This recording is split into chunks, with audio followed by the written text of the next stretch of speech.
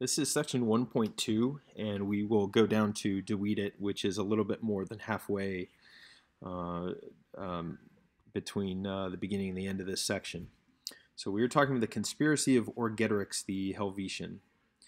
Among the Helvetians, by far the most noble and the wealthiest and the most wealthy was Orgetorix. He, in the consulships of Marcus Messala and Marcus Piso, and so this is the Roman dating, and our dating, this is otherwise known as 61 BC, led by the desire of his kingdom, or we could probably say better, for the kingdom. So an objective genitive is what that's called. Made a conspiracy of the nobility and persuaded, so he made a conspiracy and he persuaded the state. And remember, persuadio takes the dative here. And he persuaded the state to de finibus suis, from his borders with all of the troops, or all of maybe supplies, might even be better here, to leave. So he persuaded the state to go out of, to leave from their borders with all of their everything, with all of their troops and supplies. And the editor has put a colon in here, and that's because this now turns into an indirect statement. So he persuaded them that. This is how he persuaded them. He said, basically, that it was easy, and we're saying was, not is, because the head verb is perfect. So he persuaded that it was easy. And since probably sounds better here, it's like a causal clause. And he persuaded them that it was easy since they were superior or reigned supreme over everybody in their courage. So they excelled everybody, surpassed everybody in their courage. And since they, and he persuaded them to potiri imperio. So potior takes the ablative. It's one of those puff V verbs.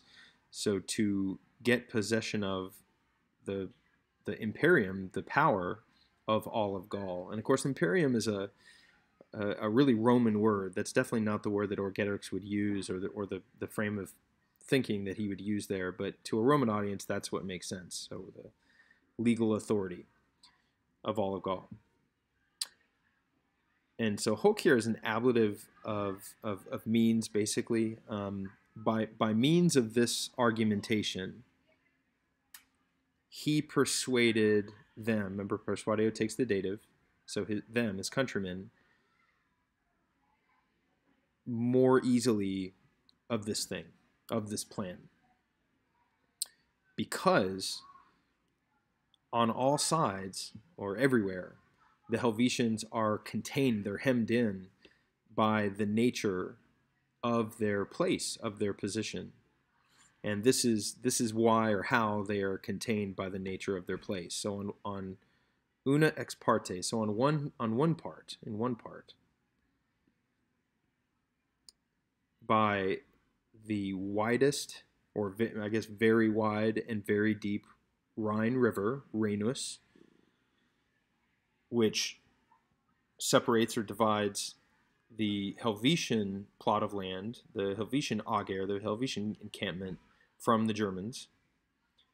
And on the other part, by the very tall Jura Mountain, or Jura Mountains, which, again, the Jura Mountains, which are, or which is here literally with est, between the Sequani and the Helvetians.